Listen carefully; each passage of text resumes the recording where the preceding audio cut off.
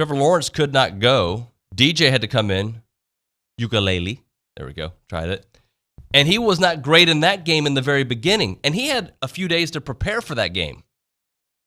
This game was on the road for Zach Calzada. He made the plays on the road when it mattered. And with that, we begin the Go Hour here, TexAgs Radio, presented by David Gardner's Jewelers. Olin Buchanan, our Heisman Trophy voter, good friend. Good morning to you, OB. Good morning. I'm looking for it. I'm going to hijack the show for just momentarily. I'm looking forward to a lot of things this week. I'm looking forward to seeing Zach Calzada with a whole week of preparation with the number ones and understanding. I'm looking forward to that defense doubling down on that. And I'm looking forward to you showing up in cowboy boots because from our bet or our agreement earlier. You're wearing the J's. Look at that. You're wearing the J's. The Jordan 7 Cardinal. So Jordan 7 Cardinal. Are those real J's? Yeah, they're the real deal. So we have highlights running right now. Yeah, so you can't see this. We'll show it in a minute. Bad radio. But, David and I had I don't remember this bet for the record. You don't remember? Nope, but I believe you. You said that you would wear cowboy boots when Olin wears a pair of Jordans. I don't think it was a bet then. It was just a statement. Okay, it was a statement. Not a bet, but an agreement. Yeah. Okay. Yeah. But anyway, all right. So I'll wear cowboy boots. Back to business. Yeah. But I'm going to have to borrow somebody's cowboy boots. Back to business. Back to business. So, again, look, there's a lot of ways we can slice and dice this Aggie game against Colorado. And as angry as I think we were in the press box that day, and when I say angry, like we saw plays to be made. We saw a team that looked lost. They didn't give up any points after that first touchdown. That was it. Their defense came through. And as much as I wanted to psychoanalyze and fix the play calling and let's run the ball, it all worked out on the road with your backup quarterback who was not mentally prepared to start the game, but was more than mentally prepared and physically to end the game. I think that's a good way to put it. He came in and he looked confused at times. Zach Calzada looked confused at times. Then other times it looked like he was almost, I don't know, exactly the word, too hyped up. Sure. Because he was throwing, he'd have Jalen Weidemeyer open in the middle and he'd throw it, he airmailed a bunch of passes. But then in the last two series, he played really well. Of course, he had the fumble into the end zone, which was really close, but it was a fumble. And then he came back. And I think that's what you should really hammer on is he played so poorly, and then when he looked like he was putting it together, he lost a fumble that could have cost the game. That should have been it, mentally, you would think, right? Right. But then he comes back, and I think he completed 4 of 8 and 3 to Isaiah Spiller, and then, a nicely thrown touchdown pass, as nice as you can find, and, a clutch 3rd and 8. So,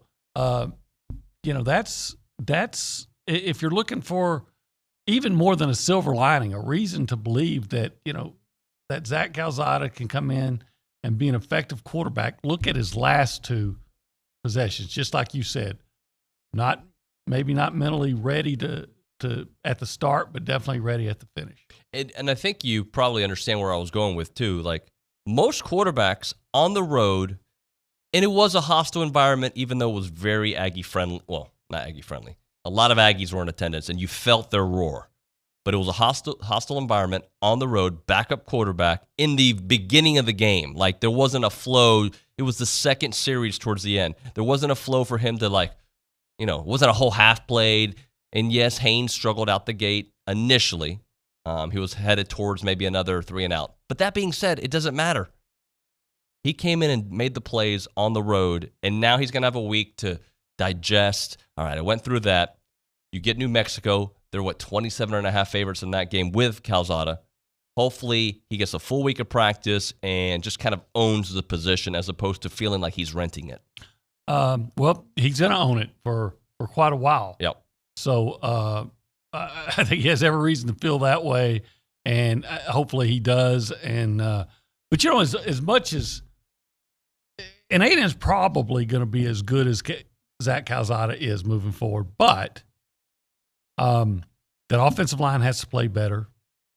The receivers, a lot of times he missed open guys, but a lot of times he just didn't have anybody open. Did you ever see Chase Lane actually open? No. And I felt like he locked in a lot on these receivers. There wasn't looking off very much. So that slant to Lane just wasn't there, and he kept throwing it. So he'll have more time to work on all those things. And the receiver's going to have to do a better job getting open. But what was happening, I thought, is that Colorado was kind of overplaying the run, and A&M was either running into it and not running consistently or throwing incomplete on third down. Anyway, they put themselves into a lot of obvious passing situations. If I were to tell you the A&M backup quarterback on the road throws for 183 yards and a touchdown with a quarterback rating of 96.5 without watching the game, just you hear that, you would think he did pretty good. Yeah, backup quarterback. Yeah. Like, we saw how bad it was. How many yards did they have of offense in the first half? It was nothing. It was. I don't remember. I remember they had 18 yards in the first quarter. Yeah. So to hear the way it ended, the whole story, we hear about a college football season and, 1 week against Kent State doesn't mean anything. 1 week beating University of Louisiana Lafayette doesn't necessarily mean anything. It is the entire story, and they're going to face adversity. And I don't know how good the season's going to go moving forward. I don't know. They got to figure out the offensive line. They've got to block better. They've got to get some. The strength of the team was supposed to be the defense and the running game. There was no running game, partially because of the play calls, partially because there was no Colorado's daring them to pass. Like, all right, we're going to load the box, see what you guys can do. They got to figure that out. But I am a lot more optimistic today than I was post-game after absorbing the information, seeing the situation that Zach had to go through, and believing in the coach.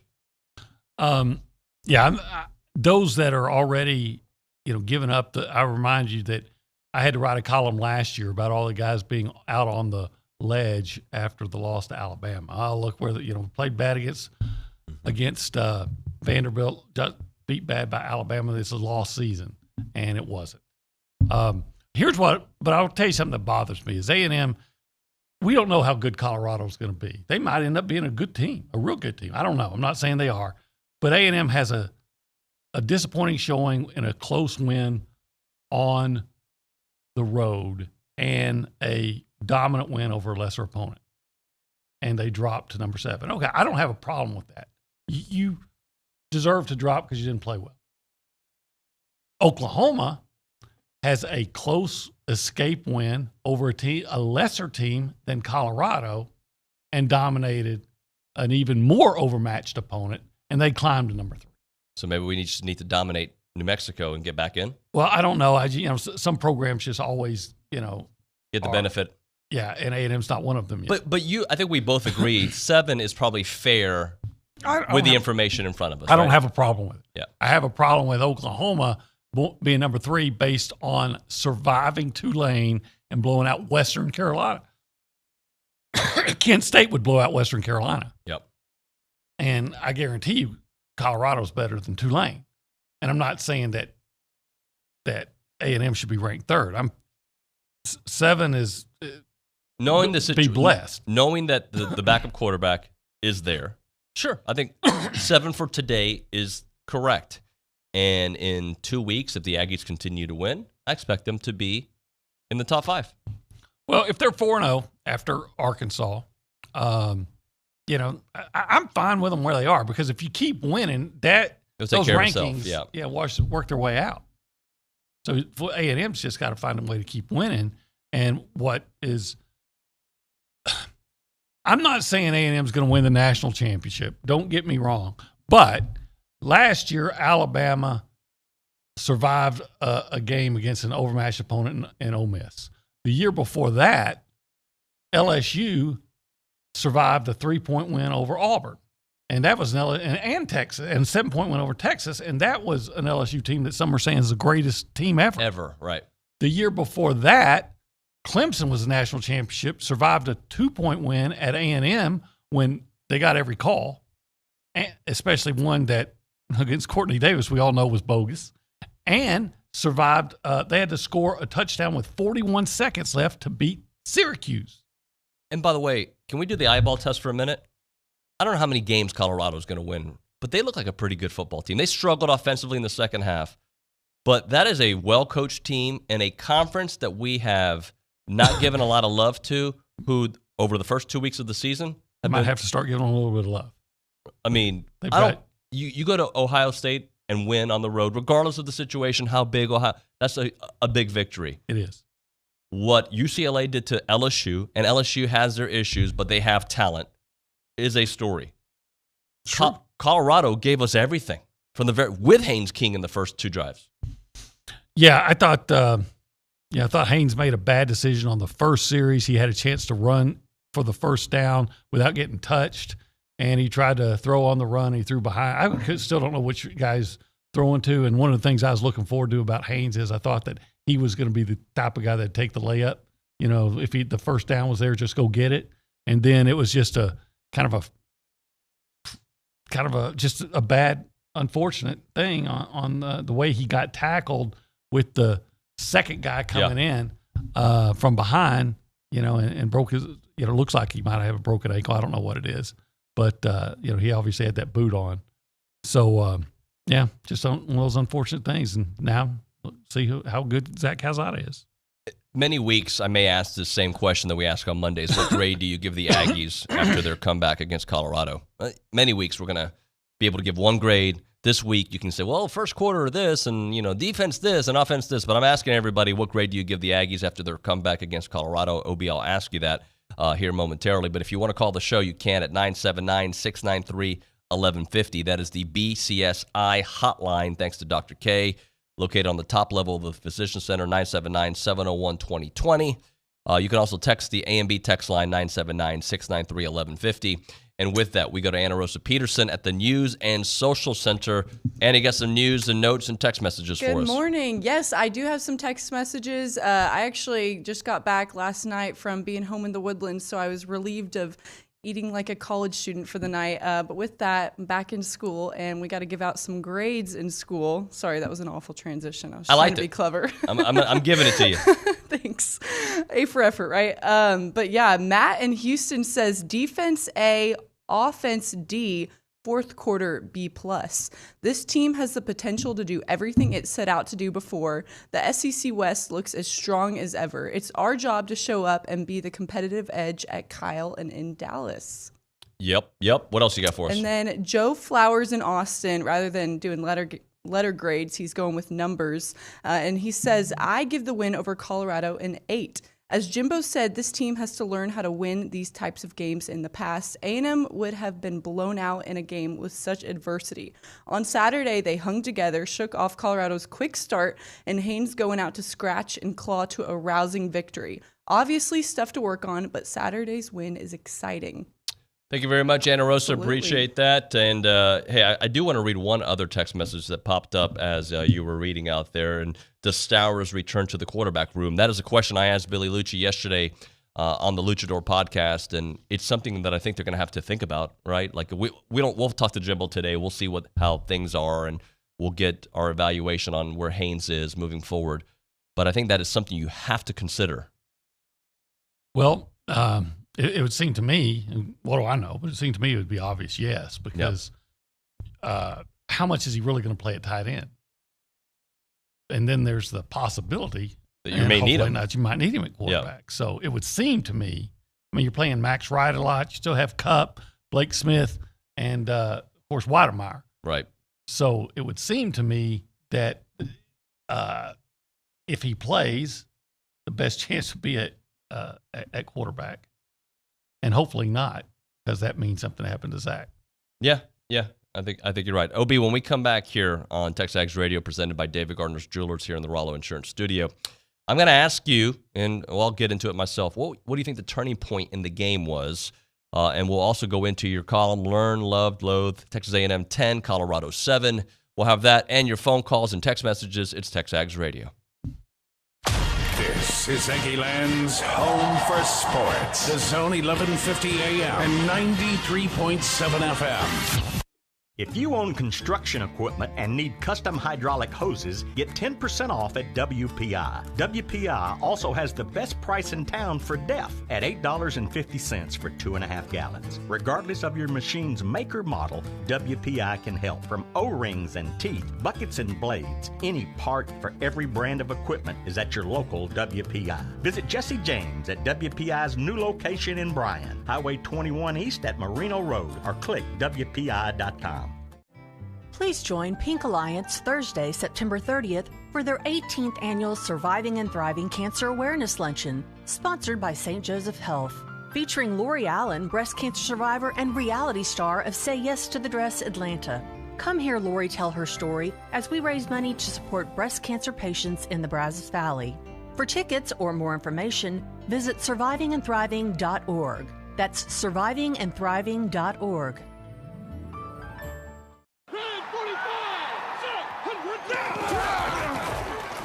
Bryan Broadcasting is your home for high school football. Bryan High, A&M Consolidated, Rudder, and College Station High play on the Bryan Broadcasting family of stations. No matter where you are, hear every play, every game, all season long, thanks to Frost Bank, Ed Phillips Plumbing, Rapid Express Car Wash, and ASAP Equipment. To find out when and where to hear your favorite team, go to brazosfootball.com.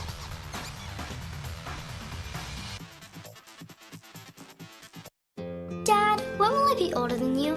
Do fish like cheeseburgers? Kids ask a lot of questions. Am I safe when you drive? When they ask about something as serious as their safety, you need the right answers. 46% of our children are not buckled up correctly. Make sure your child is and is in the right size car seat. Visit SaveMeWithASeat.org for information on correct car seat use and guidance on choosing the right seat for your child. Save me with a seat. A message from TxDOT. Keyshawn, J. Will, and Max. Can Baker Mayfield improve upon the second half of last season? The second half of last season, he was drastically a different dude. If you want to say, hey, with OBJ not being on the field, it naturally allowed him to go through his progressions quicker because he didn't have to force the ball to OBJ. So we've seen that maturation of Baker Mayfield as a quarterback. If he can take it to a new level, that elite performance, considering all the aspects that they brought to the team, this team is loaded. Let's not act like they're not loaded. But the narrative that was set out there about Baker Mayfield forcing the football to OBJ, that's just a bunch of, and it's not UJ, it's just what people tried to put out there. That was a bunch of nonsense. He did not get better because they lost OBJ. Oh, no, he got better because he started to understand exactly what Kevin Stefanski wanted him to do within the offense. Listen in mornings to Key, J. Will, and Max here on Sports Radio 1150 and 93.7 FM.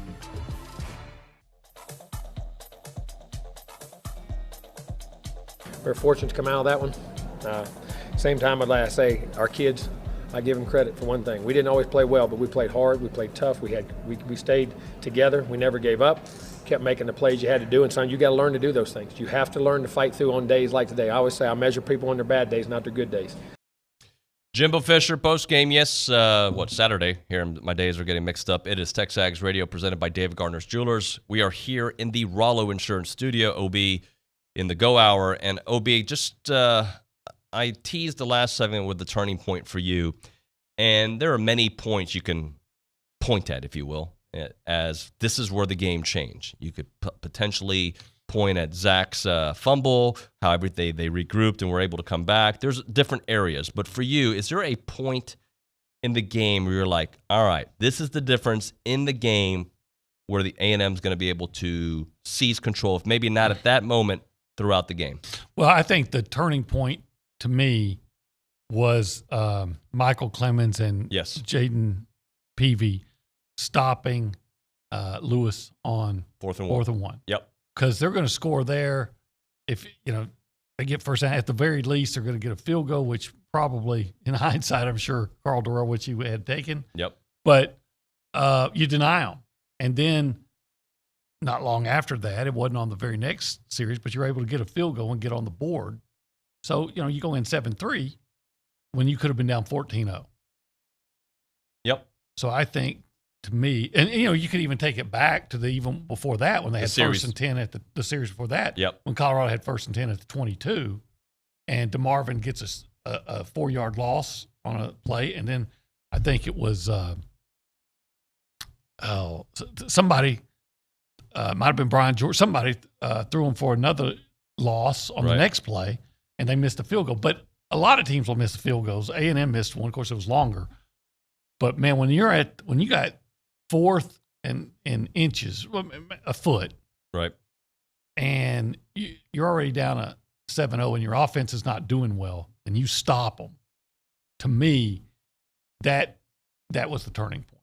I had those exact 2 moments as my turning point for A&M, because if Colorado gets points on both of those, one of those, the game feels almost out of hand, right? You can score a touchdown, tie the game if they only get one of those field goals, but especially that drive after the missed field goal. So that missed field goal, the drive ends at the 28.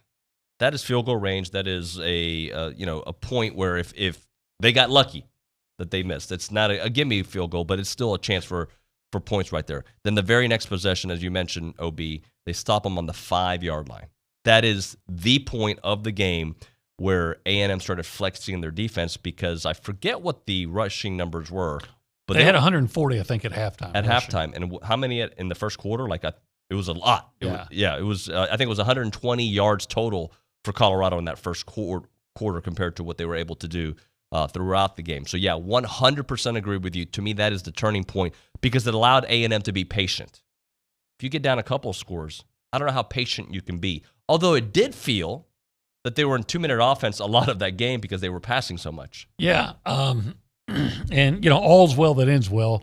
I was one of those things. I wonder why Jimbo's not running more with A-Chain, because A-Chain going on the tackles was actually being pretty effective. Yep. I thought Colorado was winning between the tackles, guard to center to guard. I thought Colorado was winning there. But when they were getting out on the edge, I thought A-Chain was having some success. But to that said, A&M had open receivers. Yep. So the play calls weren't bad. The execution was. But then when Calzada settled down, he started hitting those to Weidemeyer. One time he missed him at the 10-yard line, overthrew him, and it's probably going to be a touchdown if he throws a good pass. There were a couple of points in the game. Had A&M lost, they didn't lose, obviously. Had they lost, I could have pointed at as a turning point. That being one of them. I think there was a play where Isaiah was open on the flats. Oh yeah, and it was that's just going to be a 20-yard gain. And again, what those kind of plays do for a quarterback's confidence too. Like, there was a play where I was actually happy, and some people argued with me online that he ran the ball. It was like a design run, and people were like, no, we got to get our running game established with our backs, take the load off of him. What I liked about it was get him some positive yards, get him touching the ball and feeling good about himself to see what else translates afterwards. But that play to Isaiah, there's a lot of what ifs in games, but if he doesn't overthrow a very open, not hard throw, by the way, he was, 12 yards away perhaps, that changes the way that drive goes and how we feel, and you go into the half, maybe with some points, maybe with a little bit of muster. It didn't happen. And that's why I think the movie script was written great for him, because the fourth quarter that he had was huge. It was. I mean, he played well in the fourth quarter. Was he great? No, but he played well. And they won. And now I think that the game-winning touchdown pass was as nice a throw as you'll see. Perfect throw. And remember, he's rolling left to avoid some pressure. There's a guy trying to catch him from behind, and he just makes a perfect pass. I mean, I don't think you can throw it any better. And Isaiah Spiller has good hands, doesn't he? I mean, the catch that Isaiah Spiller made on 3rd and 8, the previous third down, because these were both in third downs. Here's something I wonder about. What if A&M had not gotten the 5-yard false start penalty before that play? Right. It was on 3rd and 8 when he made the touchdown pass to Spiller. You're running a different play because you don't have the same amount of room. It's just weird. It's one of those things that, in retrospect, it's almost a blessing in disguise that you got that. And maybe they would have scored on a different play. Right. But you could not have run that play, I don't think, 5 yards closer. If you ran that play from the 13 and everything unfolded just like I don't know if it's the same. Spiller's out of the end zone, he's incomplete. All right, I'm going to read you a couple of notes before we hit the break. And we didn't get into your column. We'll try to do that here in a moment. But 1 turnover in the game for the Aggies, the fumble, but no interceptions, right? There were a couple of almost should-haves. But, hey, after the week prior, where there were a bunch, step in the right direction. Here's the 2 other parts I wanted to bring up. 8 out of their first 9 drives were 3-and-outs. It felt like they had nothing figured out in that game. But in the fourth quarter, they converted on 5 of 7 third downs. That's also a turning point, being able to finish the third downs, get those first downs, and when they couldn't get anything going early, they got things going late, and that's how you win games, especially in the SEC moving forward. Well, you got to never apologize for a win unless it's over a FCS opponent. Now, if you struggle against Prairie View and win like that, I don't know what to tell you. Or Jacksonville State. Or Jacksonville State, which was glorious. But you're playing a Power 5 team that was in a bowl game last year on the road. And, I guarantee you other teams get hyped up to play, number 1, a top 5 team, but number 2, an SEC team. Because that's what you're all judged against. An hour from home. And so you've got to, a good team's going to rise to the occasion and should match that intensity, which I don't know that they did, but they rose to the occasion when they had to. So, like I said, all's well that ends well. But for that day, you got the win, you feel good, but you got to be better. Yep, you have to be better, and they'll have that chance this week. When we come back here on TexAgs Radio, I want to get into who brought the heat. We've kind of given you some hints, but OB's going to pick a guy or two. I'm going to pick a guy or two who just brought the heat in this game. We'll break that down as well. But right now, a moment for our friends at the Association of Former Students. So we went to the game in Denver.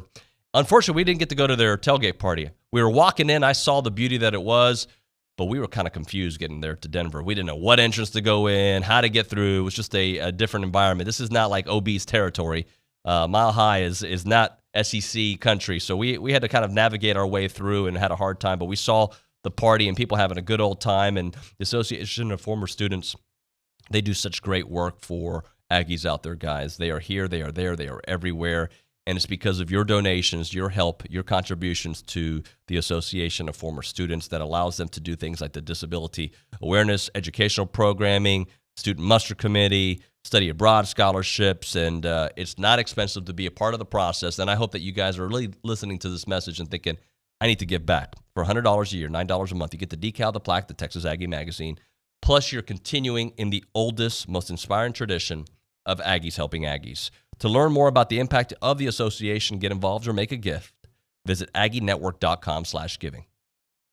I'm Chelsea Reber with your community calendar on The Zone. Learning at the library with the Brazos County Master Gardeners is this Saturday at 10 a.m. at the Mounts Library. Help make Christmas happen for a family in need. This Saturday, come out to a benefit at Fort Half Moon Saloon in Somerville for live music, food, and live and silent auctions. Contact Dogs Motorcycle Club for more information. The Caldwell-Burleson County Lions Club presents a Disney double feature this Sunday. Join them at the Caldwell Civic Center at 2 p.m. for Lilo and Stitch and 4 p.m. for Moana. Food donations are good for admission. Navasota Theater Alliance presents the Sugar Bean Sisters. Performances run through Sunday. Email navasotatheateralliance@gmail.com to purchase tickets. Your home for football with the Fightin' Texas Aggies, the Bryan Vikings, the Houston Texans, plus Thursday, Sunday, and Monday night NFL from Westwood One is Sports Radio 1150 and 93.7 FM. I'm Chelsea Reber on The Zone.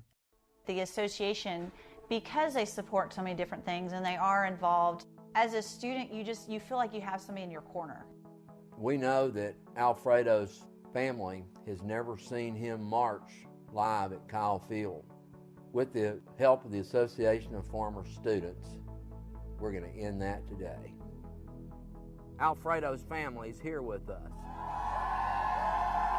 To the Association of Former Students, I don't know how much I can thank you enough for giving me hope that for anything that goes wrong, something good is going to happen out of it. Whatever they do for the school, it's always going to come out with a smile on someone else's face. To learn more about the association's impact or to make a gift, visit tx.ag/giving.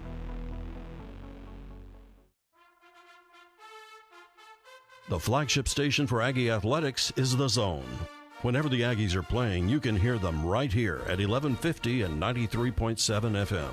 Thanks to our listeners and our Aggie broadcast sponsors, Schulte Roofing, Prosperity Bank, Hargrove Insurance, and Rudy's Barbecue. Here's a big gig-em to all these sponsors. Listen to Aggie Athletics on The Zone 1150 and 93.7 FM. Game day on The Zone starts 3 hours before kickoff with the Twin Peaks pregame show, and it's powered by TexAgs.com. Game day on The Zone is brought to you in part by Gage Gandy Bail Bonds, Bobcat of the Brazos Valley, Tradition Mobile One Lube, and Frontier Communications. After listening into the pregame show, you can hear every Aggie football game, home road national championship, right here on Sports Radio 1150 and 93.7 FM.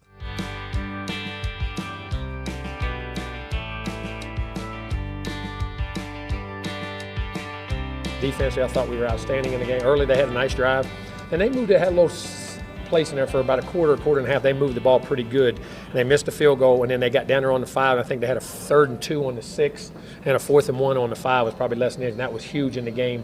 That kept it to a one-score game. They were able to come back and get a field goal 2 minutes before the half, get it to a 7-3 game, and got it to one possession. Then it became a dogfight back and forth.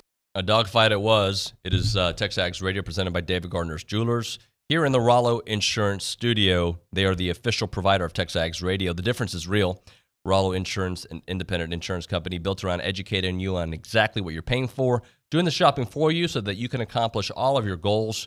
Their headquarters is in College Station right here on Highway 6. Call 888-44-ROLLO or go to rolloinsurance.com. All right, OB.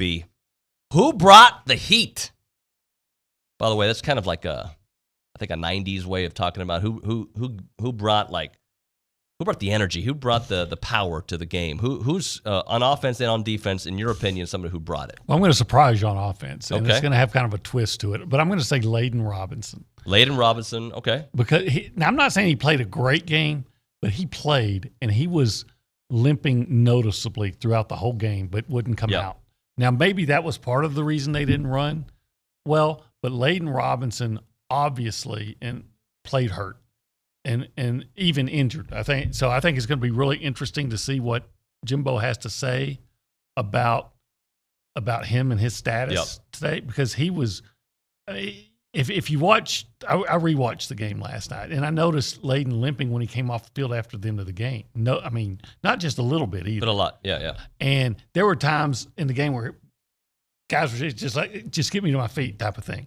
But he kept playing. He kept playing hard. He wasn't bad on pass protection, but he was compromised on running. So on running plays. So I'm going to give Layden Robinson a lot of credit for just staying out there in obvious pain and playing through it. If I had to pick anybody else on offense, I might, obviously Spiller or Wademeyer. But I was really impressed that Layden Robinson, despite obvious pain, obvious injury, stuck it out and played the whole game.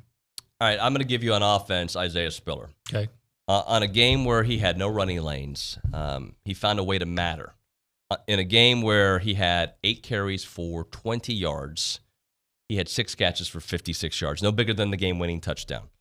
Great players find ways to matter. Great players find a way to evolve in the game or throughout their career. And he made a spectacular move on a game-winning touchdown, finding a way to contort his body in a way to make the catch and give the Aggies the victory. So I think Isaiah Spiller deserves a lot of credit for, look, you can point at a lot of guys. You can give it to Zach Calzada, the way he played on that final drive in the fourth quarter.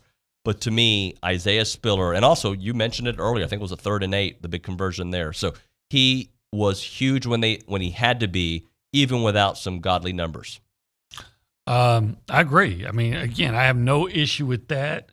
In fact, that's probably the more obvious choice. I mean, he scored the game-winning touchdown, and he only had a chance to do that because for the catch he made on 3rd and 8. Yep.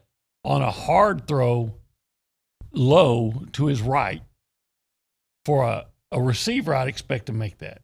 For a running back to make that catch, you go, oh, now that's a little bit different. And what did he say sometime during fall camp, that he wanted to evolve as a running back and bring in his pass catching ability and just be a complete back? He proved that he can do that. Oh, he's a complete back. There's no doubt about it. Yeah. Runs hard, does really well in pass protection, really well. And then he catches. What else do you want? And like you just said, on a day when the running lanes were few and far between, he still found a way to be not just a factor, but the significant factor and win the game. All right, who brought the heat defensively? Okay, my first question right that is who didn't. Right. But and I know who the obvious choice is DeMarvin Leal, who played maybe the best game he's played at A&M. Yep. So I'm going to acknowledge that and then say, Jaden Peavy played a great game. Michael Clemens did. Antonio Johnson did. Yeah. But Jaden Peavy really – and I didn't notice it as much watching it live as I did when I went back and watched the replay. Sure. And I was like, man, Jaden Peavy was playing out of his mind. So a lot of guys on defense, you could say. But I'll just say Jaden Peavy and give a nod to the more obvious ones and also some of, so many players played great. Yep, I give that to you. So I'm going to give you – there are no rules for this, right? I don't care. Like you could pick, a fan in the stand. I don't care. This is just conversation's sake. But I'm going with Mike Elko bringing the heat. Oh, okay. Because great adjustments. I mean, and I saw, I think it was Buddy Johnson who tweeted, maybe it was somebody else, one of his former players, tweeted that nobody's better at halftime than Mike Elko making adjustments. He did that in this game, all right? So on 2 game-deciding performances, possessions at the end of the game, not only could Colorado not move the ball, they went 3 and out, 4 and out. They got 13 yards in those final couple of possessions in the game. Their second half was 3 plays, punts, 2 yards, 3 plays, 5 plays, 24 yards at one point, like game over. 8 yards in the final, I think, possession. To me, it is all about Elko's adjustments, strangling that Colorado offense that I remember tweeting at the end of the first quarter, like this team is running on the Aggies. That's 2 weeks in a row where Kent State's able to run all over the Aggies, and now Colorado's doing it. And I'm thinking we might have a problem on defense, and then we didn't. They adjusted. They had to do. And I'll put an honorable mention because you already talked about Antonio Johnson. I didn't realize this until I read it, and then I had to go back and watch it. But remember, Broussard, their running back, had to leave the game. It was Antonio Johnson who put the hit on him to have him exit it there in the third quarter. That was a big blow for Colorado. We talk about the blow was losing Haynes King. For Colorado, losing Broussard was huge, and Antonio Johnson was making play after play after play. And how about Michael Clemens not just being involved and really maybe being the main guy stop on that 4th down, but he didn't get the sack, but on one play in the second half, he just nails Lewis, the quarterback. I'm blanking on his first name. But, I mean, he just nails him, and I don't think he was the same guy after that. No, he wasn't. B. Lewis is what it Brendan says. Lewis. Brendan Lewis. Yeah, there we go. And he just nails him. I think he was throwing deep, and it was a pass that was almost complete, but I think I might have it wrong, but I think it's the play where Damani Richardson comes over and separates the ball from the receiver, but Clemens just comes in from the right side and just blasts Lewis in the ribs, and he kind of struggled over to the sideline, and he was just not the same after that. Yeah. Hey, hi Dalton. Good morning to you. Good morning. Promoting other content. Damani Richardson's one-on-one with Billy. He walks you through that play step by step, coverage, his ability to not take a targeting penalty there, the one knocking the ball out. So I highly encourage you head on over to TexAgs.com and watch that while we're in break. Yeah, watch that, and then watch it tonight as well. Damani Richardson. He also had Lane as well here. So good stuff there from Billy Liucci, who, of course, is dominating when it comes to NIL. I wanted to get back to your column for a quick second, OB, on the things you loved and you loathed. A couple things that you loathe, because I think we've done a lot of love today. Let's just a couple things that you really did not like that you saw. Well, obviously didn't like Haynes King getting hurt, so loathe that. But I still think that I would have liked to have seen more running plays when Zach Calzada was struggling. because you say, well, we weren't running that well. Well, you weren't throwing that well either. And I thought maybe it could have taken some of the pressure off of Zach. But, it's just my what I thought. Sure. I was surprised that they weren't trying to work A-chain more on the corners. And then, quite frankly, the reason maybe they weren't was the offensive line blocking. The run blocking, even the pass blocking was suspect at times, but the run blocking just wasn't up to par. Yep. And I think they would acknowledge that. If you go in to my Twitter account, I posted video of the team walking out from the field to the locker room. You can see Layden Robinson kind of limping on that video quite a bit, but smile on his face and ready to roll. They had to go through a lot of adversity, some of it injury-related, some of it just the game plan not going according to, because of the injury, obviously, but the game plan not working. And Colorado really looked like a very well-coached team. Yeah, I'm not I don't doubt that they're well coached. Carl Durrell, he was a coach at UCLA. They called him Durrell at the time because their offense was so basic. And I don't know that they have a great team. Lewis is, I think, a good running quarterback. I don't know how good a passer he is. He wasn't supposed to be the starter, too, by the way. Right, the J.T. Shrout from Tennessee, who threw a touchdown pass against the Aggies last year. Right. But he can run, and he did run, and he ran well. In the beginning. Right, and Broussard was the Pac-12 Offensive Player of the Year last year. So, I mean, these guys had, some ability, and Landman looks like me. He's an NFL linebacker. Just like you. He looks to me like he's one. Yeah. I thought you meant he looked like you. No, he doesn't look like me, fortunately for him. But he played really well. So, I mean, they had some talent. I still don't think they're going to win the Pac-12, but they may end up being an 7 or 8 win team. So, when it looked like Colorado was running the ball well on A&M, and it looked like it was going to be a long afternoon for Texas A&M, I'm looking at Broussard's numbers before his injury. They're not bad. They're not spectacular either. 12 carries, 51 yards.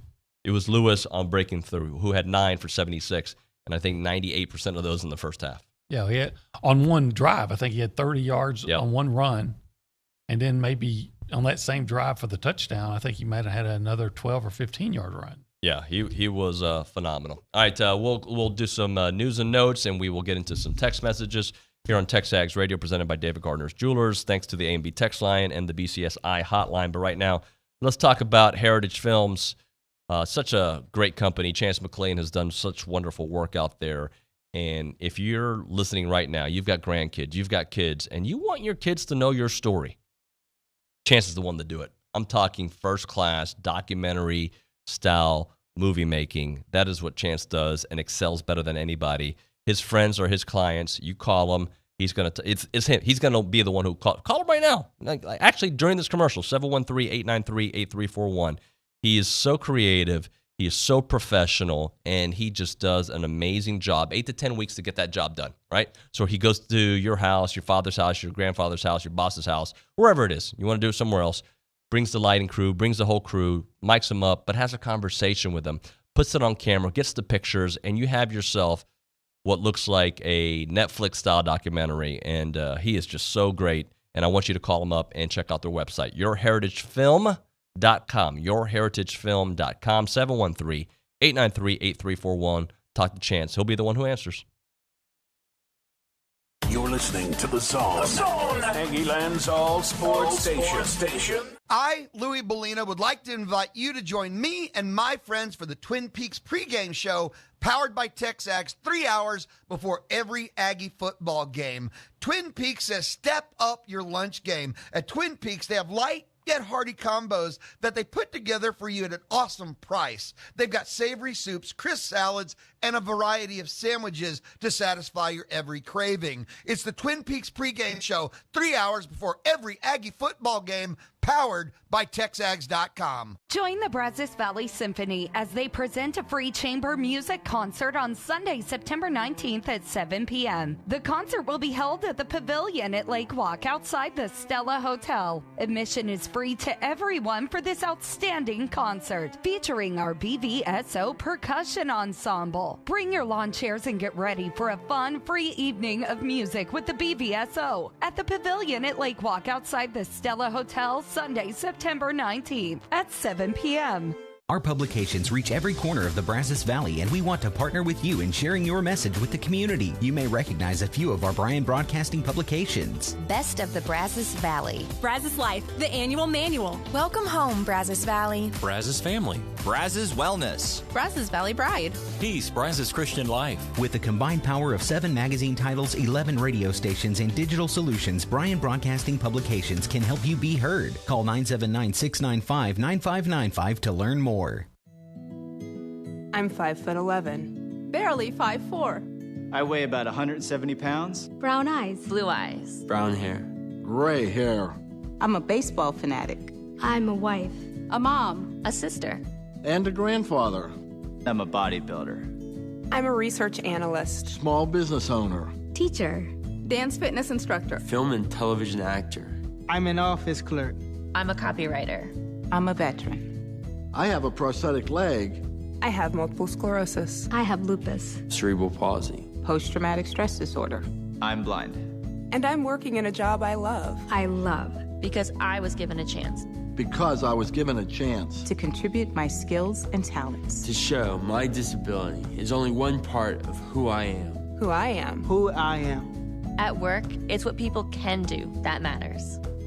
For more information, visit whatcanyoudocampaign.org.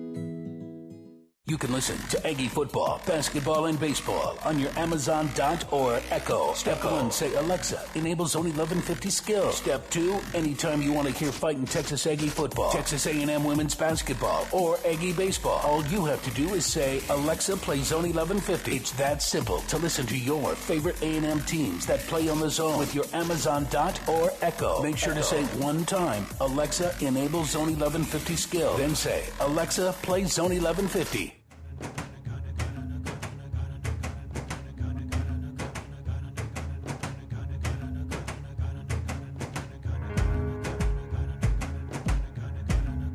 Haven't said hello to my folks watching on TexAgs.com and also on YouTube. Thanks, guys, for watching. We'll have YouTube through the 9:30 block. You'll get half an hour with Billy Liucci, who's coming in early here momentarily. We'll talk to Luch and break all things down here on TexAgs Radio, presented by David Gardner's Jewelers. One last segment with OB, and let's go now to the News and Social Center because Anna Rosa Peterson's got some text messages. One with a game that was going on after our game that piqued a lot of people's interest there in the SEC. Anna? All right, and you set me up great there. Let's get into that text first. Joshua asked you guys, what do you guys think about the disaster loss of Texas to Arkansas? Texas doesn't look back to me. No. I know a lot of Texas fans were in my mentions and Billy's mentions, probably yours as well, about the way A&M looked against Colorado. It's one thing to come away with a 10-7 victory over a team that's maybe not perceived to be very good. Another thing to lose to Arkansas, a team A&M has dominated for the last decade, but they might be a problem. But, OB, they're the same Arkansas team that struggled against Rice last week and had no problems with Texas the following week. Well, and also if you see that, Texas was celebrating and being celebrated for beating a ranked team in Louisiana, Lafayette, and then Ulala struggled mightily against, I think it was I can't remember who it was. It was one of those FCS Louisiana teams. They beat them by, I think, 24-21. So now you start thinking, well, how impressive was that win? And then to get just owned by Arkansas. Nichols, thank you. So to get owned by Arkansas, if I was a Texas fan, I'd be a whole lot more concerned than I would be as an A&M fan right now. Arkansas, when I went back and rewatched a lot of their games, and what I saw was Arkansas getting pressure with three rushers, and Texas getting owned at the line of scrimmage. Yeah, and I think that's why when people talk about SEC size and SEC depth, that's what you see, because it's one thing to prepare for a team when you have 3 weeks or the entire offseason or a bowl game. It's another thing to get into this meat grinder that is the SEC every week. Every week. Even A&M being a top 10 team, if everybody was healthy, we know it's going to be hard. We know that the games that you don't expect, maybe the Arkansas game, maybe the Ole Miss game, maybe the Mississippi State game, these are all games that are no gimmies in the SEC, unless you're Alabama, I guess. Well, even then, again, we talked about how that Alabama team had to struggle to beat Ole Miss last year. I mean, there's going to be games where if you're not at your absolute best, you are vulnerable to anybody. Yep. Anna Rosa, what else do you have for us? All right, and just to get into some headlines, today women's golf takes part in their first tournament of the season at the Sam Golden Invitational on the par 72 288-yard Wild Horse Golf Course at Robson Ranch, and that's today and tomorrow, September 13th through the 14th. And then in volleyball, the Aggies swept this weekend. Their first match of the day on Saturday, they roared past the Great Danes, going 3-0, and then Saturday afternoon, they closed out the Texas A&M Invitational with a 3-0 performance over the UTSA Roadrunners, finishing undefeated and claiming the tournament title on Saturday evening in Reed Arena. So, who are the Great Danes? The Great Danes, that's Albany, I believe. That sounds right. I believe. I thought maybe they were playing the Denmark national team right? or something.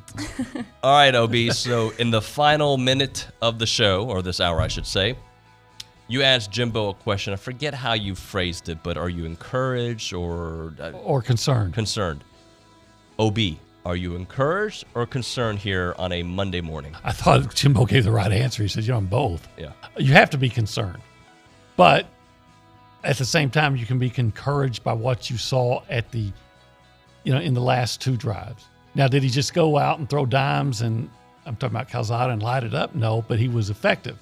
And so, you've got to, if you have at least an effective quarterback, I think you could be encouraged. Thank you, OB. I appreciate you. All right, Billy Liucci. We'll do Hey Liucci around 9:35 and a loaded 10 o'clock hour. That's next on TexAgs Radio, presented by David Gardner's Jewelers. This is your home for TexAgs Radio. Louis Bellina and Chip Howard. Now listen, this is The Zone, 1150 AM and 93.7 FM. What if one day you went to your secret hiding place? You know, that spot that only you know about? And instead of what you came for, you found something a little different? What if instead of your private stash, you found a simple phone number, 1-800-662-HELP? What would you do? Would you stop and give it some thought? Would you make the call? The truth is, all drug use comes with risk. Before those risks become real, before drugs turn your life upside down, before drugs take their toll on you and your family, know that there is help. You can quit. If you or someone you love is struggling with drug use or prescription drug misuse, call 1-800-662-HELP for 24-hour free and confidential information and treatment referral, or go to samhsa.gov/thereishelp.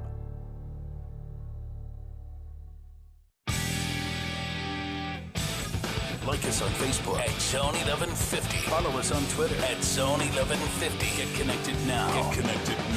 Now. With the Zone 1150 AM and 93.7 FM. This is KZNE College Station, Bryan.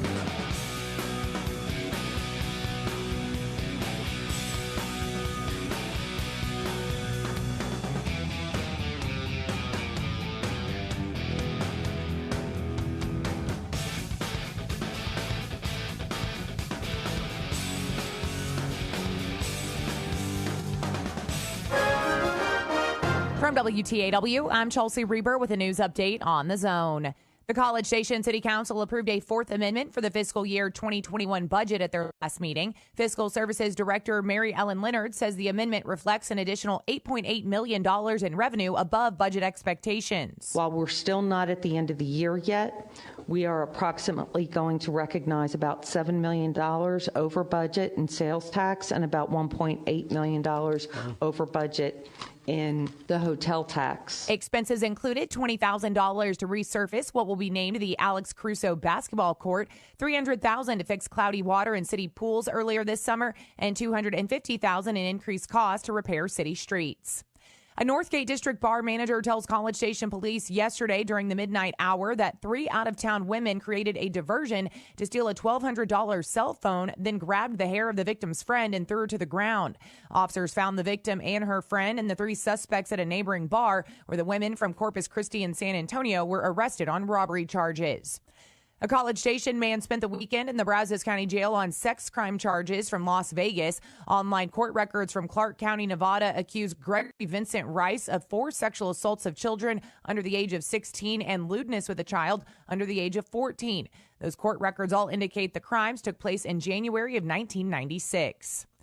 The Texas Nurses Association does not take a position on abortion, but CEO Cindy Zolnarek does have something to say about the state's new law allowing people to file a lawsuit against anyone they think might be helping someone to get an abortion. This bill places the nurses in a predicament that they may be perceived as aiding and abetting, and we think that creates risk for nurses. Zolnarek says this comes at a time when nurses are dealing with a pandemic and as the state deals with a nursing shortage. I'm Chelsea Reber on The Zone. VeraBank is open and we are excited to serve you in College Station. Hi, this is Erica Archer, Treasury Management Officer at VeraBank, and I specialize in helping businesses run their day-to-day operations more efficiently, saving you valuable time. Our team's job is to make yours easier. So give us a call or come by and see us off of Highway 6. At VeraBank, you have a team of genuine bankers on your side, and you can bank on it. Visit verabank.com today. That's VERA bank.com. VeraBank, member FDIC, equal housing lender. Shop local, buy local, save big deals. It's not every day you can save money. Oh, wait, you can. Hi, Jenny here from Big Deals. When you shop Big Deals, you'll save money every day on dozens of gift certificates from local businesses like these. Smitty K's, M&M Apparel, Fajita Peeps, Latino Hand Car Wash. Visit AggielandBigDeals.com to save big. AggielandBigDeals.com.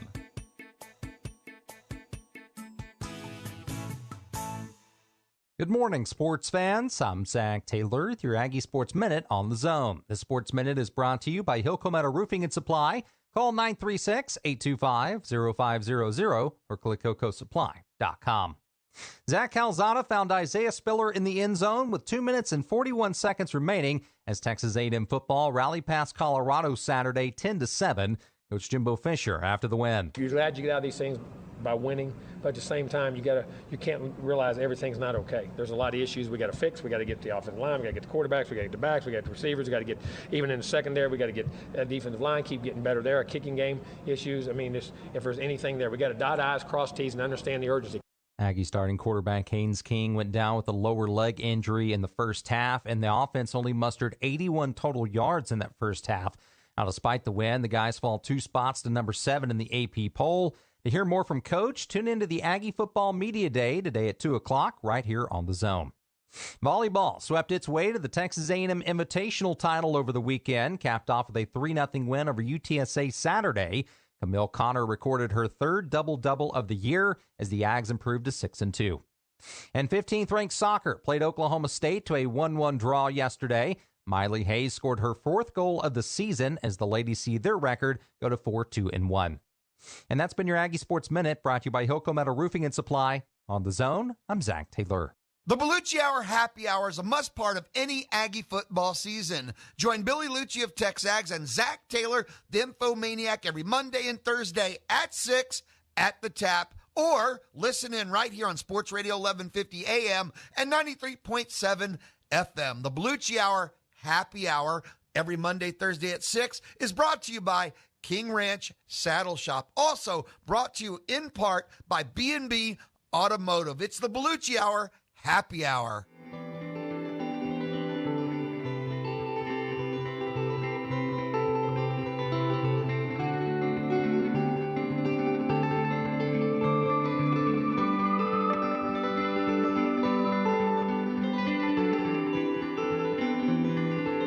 You're glad you get out of these things by winning, but at the same time, you can't realize everything's not okay. There's a lot of issues we got to fix. We got to get the offensive line, we got to get the quarterbacks, we got to get the backs, we got the receivers, we got to get even in the secondary, we got to get that defensive line, keep getting better there. Our kicking game issues. I mean, if there's anything there, we got to dot I's, cross T's, and understand the urgency. Because listen, everybody's trying to make a name out. You get up here and you get ranked, which I hate. I mean, all that ranking stuff don't mean diddly to me.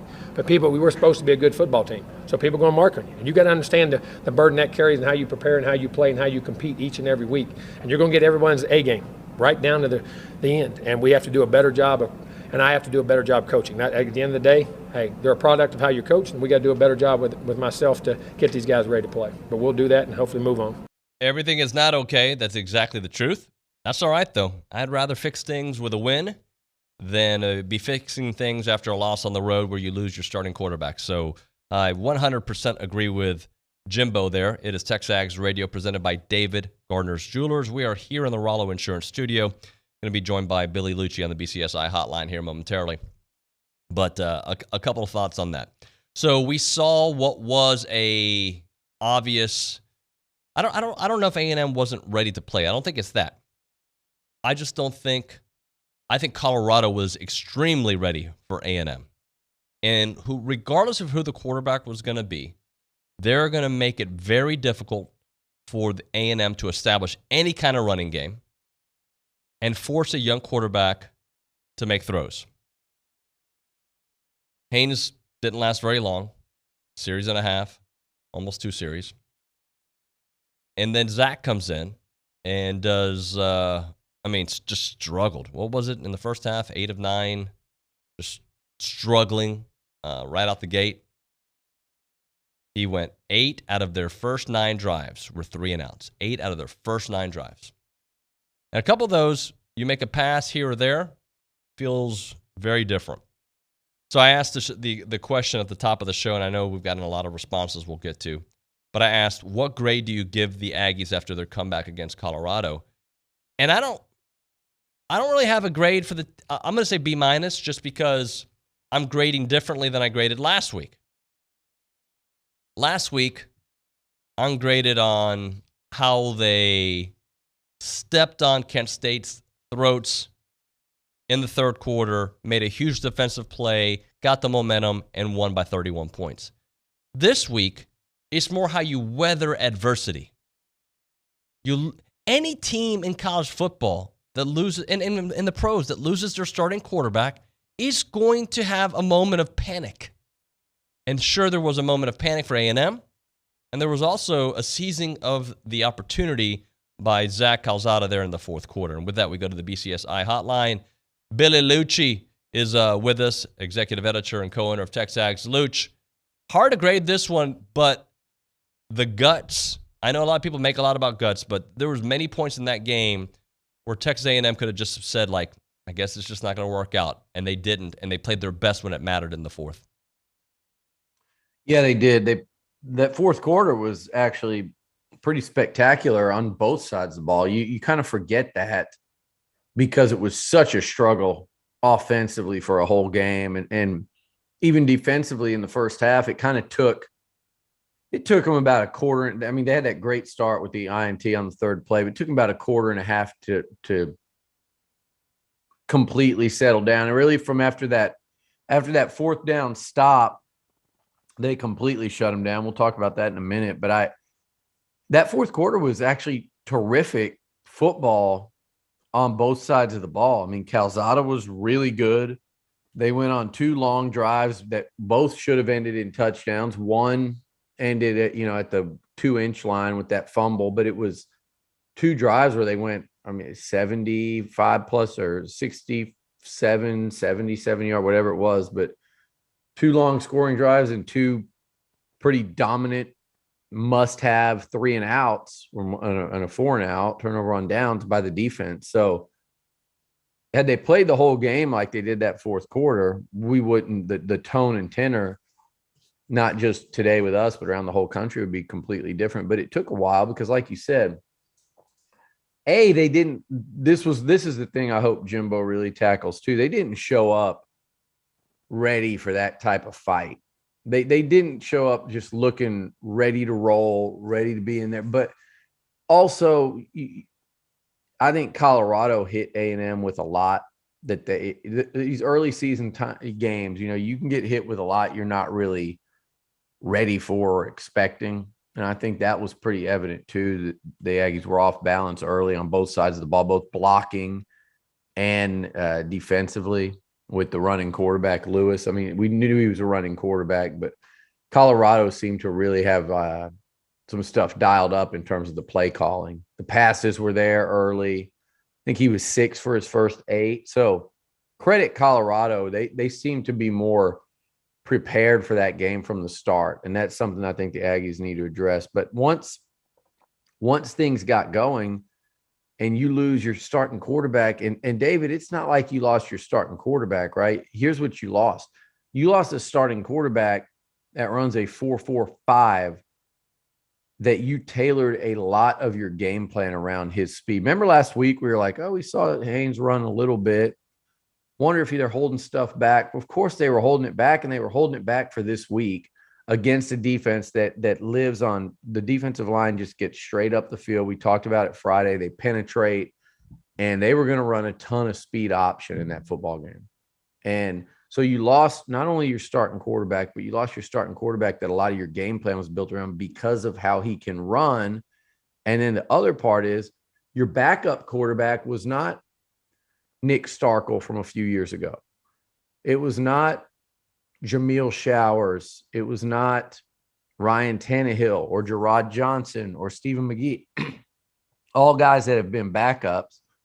This was a backup in Zach Calzada that had never taken a meaningful snap. So that is a pretty heavy hit to take in the first quarter of a tight road game, no doubt. And you nailed it. And I mean, there was some shock value to it, and it certainly took the offense a while and Zach a while to get on track. It's an uncomfortable while because you had to be sitting there going, do we just abandon? I'm that guy that sits there like, run the ball more. You got these, but at the same time, they were dialed up to deter you from running, and you weren't getting the best blocking. Had it been one or the other, I think you'd have seen more running, but Jimbo stuck with it and stuck with the passing game because clearly, I guess what they saw was it was there and they needed to take it. And, like almost like, damn it, son, you can make these throws. We've seen you do it. The receivers are open. I'm going to sit here and make you hit them. You were going to start completing passes because I know you can do it. And that's our way to win this football game. And they did throughout the fourth quarter. They did. Billy, I'm going to do this exercise I did with OB with you. And I want to get into the defense because I don't think enough has been made. I mean, yes, we've talked about their dominance, but like really zeroing in on there.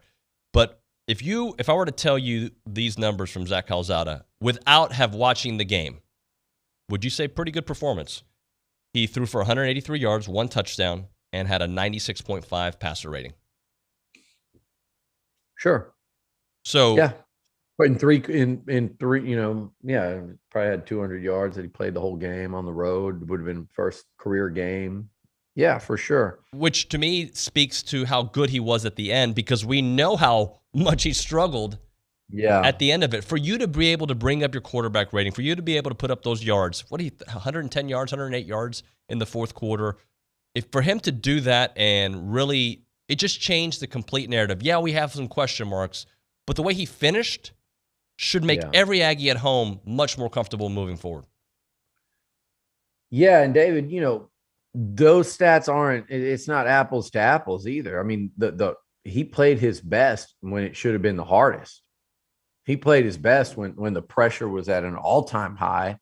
He played his best after a catastrophic mistake. It was a hustle mistake and an amazing play by him to get down there, but he knew that he fumbled. He knew that he fumbled the ball at the 2-inch line. He had to go back to the sideline and sit there and stew on that and be like, man, did my play, did that fumble lose us the game? And instead he came right back out 3 plays later and got right back to it. So it's even more than the stats show. It's what he showed in order to make that happen. And how easy would it have been to, lose your confidence after the way he started? And it seemed like he gained it throughout the game. And you had, especially after the fumble, Billy, after that fumble, you're thinking to yourself, man, I don't know if they've got it.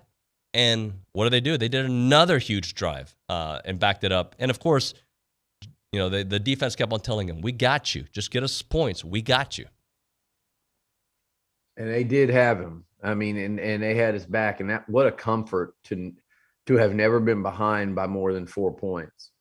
I mean, that's the thing. So I agree with you 100% on Zach and how the future boats. I bet Jimbo Fisher went and sat there. He probably sits there all weekend revamping everything around Calzada's skill set now, what Zach can do, get away from what he can't do, give him stuff he can do, figure out how we're going to run the football, run the hell out of the football, because that's our, he's going to say that's our best shot here they've got to reestablish that running game and understand we've got to be able to run against some heavy boxes too, if at all possible. We can't just do what we did in the fourth quarter and turn into a spread flinging around type of team. So Jimbo will be back to the drawing board is what I wrote yesterday. I said it's going to literally be a back to the drawing board type of thing. But Zach's got talent. I talked to Chase Lane yesterday. I talked to Damani. The guys believe in Zach's a very popular guy on the team. The guys believe in him. Remember, this is a guy that played with like broken ribs and a punctured lung and led his team to a playoff victory. I was thinking about that during the game Saturday and going, I hope that Zach Calzada shows up and he gets rid of the nerves, because he certainly looked deer in the headlight. He missed some wide open receivers, and that's why those stats don't tell the story. A couple balls went through Colorado defenders' hands, but he got through it, and he got through it with a victory, and he got to celebrate with his teammates, and his teammates believe in him. They watched their quarterback lead a fourth quarter comeback win on the road, and they didn't do it by just lining up and giving it to 28 and 0 and 6 the whole time. He didn't hand off. He wasn't a game manager. He won the game. A lot of guys stepped up. Isaiah Spiller's 2 catches were incredible. For a running back to make catches like that, that was absurd. Both of them were ridiculous level of degree of difficulty. That touchdown to no, just to kind of continue to fade away from the ball as it's coming to you. That's just natural ability and feel. There's no time to think about that. Most guys stop, try to catch that. The ball probably gets broken up. Maybe if you're lucky, you get a PI, but to catch it the way he did, there were a lot of guys. A-Chain came up big. Weidemeyer made some big plays there. So it was a collective effort, no doubt. But Zach Calzada won the game as a passer, and he can be a really good passer. His decision-making will have to improve. He'll have to see, he really has to see the middle of the field better, in my opinion. And I think that's part of what, led to him not having the job. I know he had an uphill battle with Haynes having already been number 2 last year, and then also the running ability. But Haynes, I think, made better decisions as part of it. And you knew that would be part of it with Jimbo. Anytime a quarterback wins a battle with Jimbo, you can assume he was making better decisions with the football. Zach, now that he's a starter, David, now he's 80% of the first team reps every week, not 20. What does that do for him? What does Saturday's game do for him to now be able to go watch tape of himself in a game going, gosh, I'm lucky that didn't get intercepted, or, oh my God, that receiver was wide open, or, okay, what I did right there, I extended that play by sliding to my left, and that was a perfect pass in the fourth quarter on 3rd and 9 on that touchdown. I can do this. So I think you could see a different Zach Calzada moving forward, and especially in the coming weeks for as long as Haynes King isn't out there. Billy, before we hit a break, couple of comments on the YouTube chat that are saying that they're worried. One from Chad about the offensive line, and Robert as well saying the same thing. They're just not gelling yet, but are you concerned about it, or is it something that just, with new offensive lines, it just takes time and reps? It's tough to say. I mean, if you want to say concerned, yeah, just because look at the games coming up. In 2 weeks, you've got Arkansas, and in 4 weeks, you've got Alabama, Mississippi State in between. But a concern would be a fair statement. Worried, I don't think. These guys are going to get better and better, but Bryce Foster's only game he's ever played against was Kent State until Saturday. Same with Aggie. Kenyon Green has played tackle for 2 games. Layden Robinson's second career start. I mean, this is what it's going to look like. So, yeah, I think they did all right down the stretch there. Zach didn't get sacked. I guess he got sacked once. A little 2-yard loss there. I mean, they look like a work in progress. They're a work in progress, and they played Here's the thing. There's no experience up there. There's none. The only guy that I think, Luke Matthews is wearing a sling Saturday on the sideline and street clothes. The only possible like change or alteration out there, if is Deuce Fothery to come in at tackle when he's ready. But then you're still going with another true freshman. Jameer Johnson's a 6th-year guy that hadn't played poorly. And then, I don't know. What do you do? Do you move Kenyon somewhere again and then put Fothery out there at tackle? I mean, that's kind of your only option. I don't think you let Kenyon learn the tackle position and become dominant. He's your best chance at having a bookend dominant tackle. And I think he will be that guy. But all these guys are in game 2. And in game 1, they played against Kent State. They played against a team that they could physically overwhelm. And you like to say, well, you could do that with Colorado too. They're middle of the pack at best, Pac-12. But, David, their front 7 was very experienced. Very experienced. And they did have a 6'6", 310-pounder in there in the middle. And they had a guy that looked a lot like, Jaden Peavy, bigger than Peavy. So that experience is what makes it so hard. It's not that guys like, no one's overpowering Bryce Foster or Kenyon Green or Layden Robinson. Aggie is a gifted athlete. They just look like an offensive line that was playing against a veteran defensive front, veteran Power 5 defensive front. I don't care if it's Colorado, if it was Missouri, if it was Kentucky, if it was South Carolina. That's always going to be a bad matchup when you're a bunch of young dudes that haven't played in game 2 playing against a veteran group. That's why the game worried me. Because of Colorado's defense, they had a new coordinator, and what they were doing in terms of on third down, just kind of going helter-skelter. It worried me from the standpoint of broken and blown assignments. And it's just the guys, game 2 against a veteran front concern me, not just for the O-line, but the quarterback as well. And that was before Haynes got hurt. Billy, when we come back, I want to get your takeaways from the game. I know you came up with a couple of them. We'll get into that. Plus, we'll do a little Hey Luch at 9:35. But right now, I want you guys to text radio to 900-900 for your chance to win the big Friday giveaway. And that is courtesy of our friends at Aggieland Outfitters. And we really appreciate this brand new T-shirt that they're going to be having there. It's the new brand for Aggieland Outfitters to carry. It is the Travis Matthews Finest Bottle T-shirt. And I don't have it in front of me right now. I'm going to bring that to you guys maybe later on in the show. But the lightweight, super breathable shirt, perfect for fans of Northgate. So you just wear it. It feels good. It's got the great technology to make it very breathable out there. It also features Someone Give Me a Beer in alternating maroon and gray colors, as well as alternating bold and non-bolded print on the front. Beneath the front design is the Travis Matthews logo. On the back, Never Drinking Again, in that same alternating style. So make sure you go check it out. And we've been doing it for the last couple of weeks here. Quattro Ranch in the house. We love ourselves from Quattro Ranch. This time they're bringing back the dried orange Jell-O. Dried orange Jell-O will start with the crunch, but melts in your mouth. The perfect healthy snack for any Aggie out there. Now, the Travis Matthews Finals Bottle T-shirt valued is at $39.99. You want to go visit it and go check it out at Aggieland Outfitters.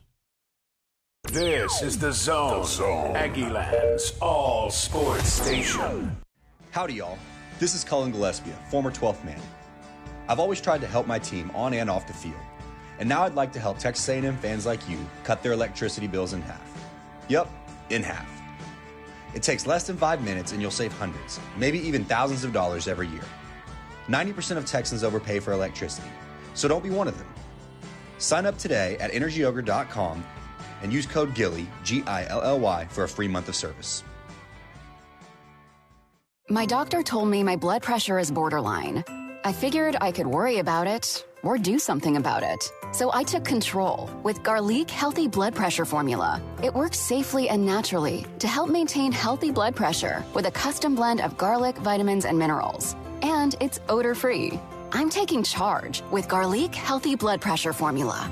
These statements have not been evaluated by the FDA. This product is not intended to diagnose, treat, cure, or prevent any disease. The term natural references only the garlic in the product. Use as directed.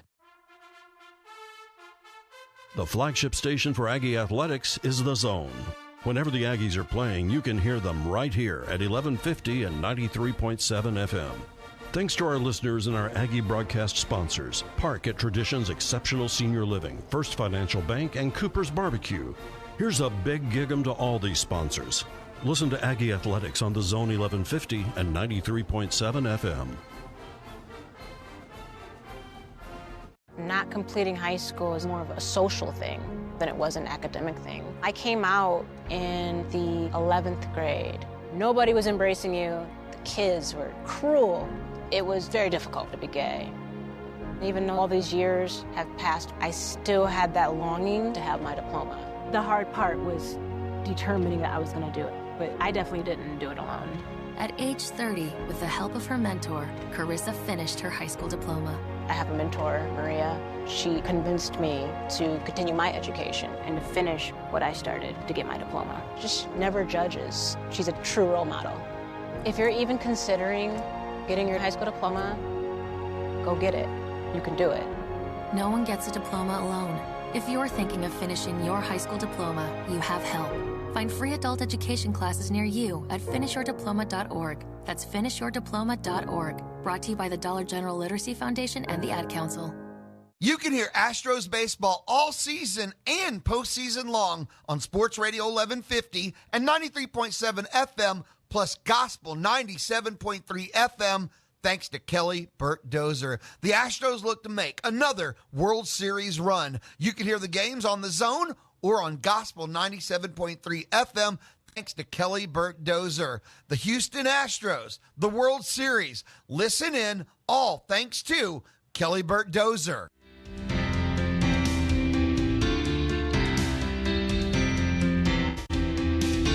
Welcome back to TexAgs Radio, presented by David Gardner's Jewelers here in the Rollo Insurance Studio. We'll get to your text messages on the BCSI hotline here. Your phone calls on the BCSI hotline in a moment, and your text messages on the A&B text line. A&B, a College Station branch of the Amarillo National Bank. Good Texas banking.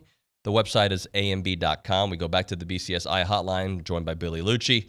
Luch, let's give some observations, some thoughts that you had, key observations when looking at this game. What are your biggest takeaways breaking down the A&M Colorado game as we get closer to New Mexico this weekend? My first one, David, was this defense is really good. It's bordering on elite now, and it could get better. That was my first takeaway when I went back and rewatched. Like I said, they were a little slow in starting. And it's funny because it feels like every week they're playing against a quarterback that can read you and pull it and run. Crum was like that. Lewis was certainly like that. And watching Arkansas and Texas last night, Jefferson will do that all day.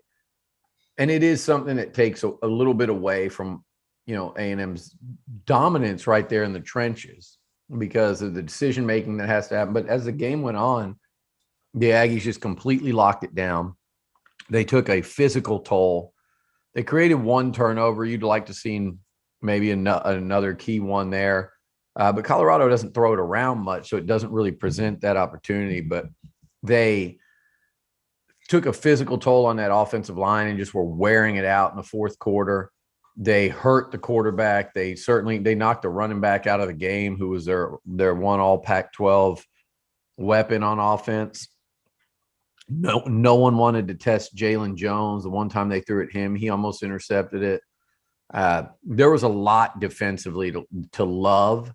But think about, David, every time they took the field in the second half, it was like make or break, do or die. They couldn't give up one big play. I mean, the kids at that age don't know that, and they don't go, oh, my gosh, if we give up one more big play, we're down by 2 scores, and the way our offense is playing, it's good. But we sit there and think all that. Yep. They just go out there and play. But we knew if that defense gives up one big play in the second half, it could have been the end of the game. And they didn't give up one. They played – that was almost like the perfect half of football. And if you go back and look at the stats, Colorado had their scoring drive was a long 9-play effort. Their touchdown was a long 9-play effort. Then they went on back-to-back 12-play scoring drives. And you want to talk about a turning point in the football game. Are you looking at the stats right now, Nuno? I see you perusing it. Yeah, I'm picking up the stats as we're talking, and also look at the drive chart. Okay. Look at the Colorado drive chart. It was 9 plays, 12 plays, and 12 plays on 3 straight drives. 2 12-play drives, they came away with 0 points. They missed a field goal. Back-to-back tackles for loss by Hansford and Leal forced them into a 46-yard field goal that they missed right when they got to the red zone. A 12-play, 50-something, 60-something yard drive. They got the ball back, drove another 12 plays to the A&M 6-yard line. Correct. And it was 2nd and 2 from the 6. 1-yard gain. It was 3rd and 1, 3rd and a couple feet. Stuffed Lewis on the sneak. It was 4th down. Stuffed him again. From that point on, read me the total yards of every drive the rest of the game. All right, I got it right here. It looks Just like. read me that one number on every drive. We'll count. All right. 7 yards, -2. 2 yards, -2. 5 yards, 24. 5 yards, 8 yards. Okay, and let me tell you something about the 24. Is there 24 or is there a 20 in there too? Not according to these notes from Stats broadcast. One of those, they gave them.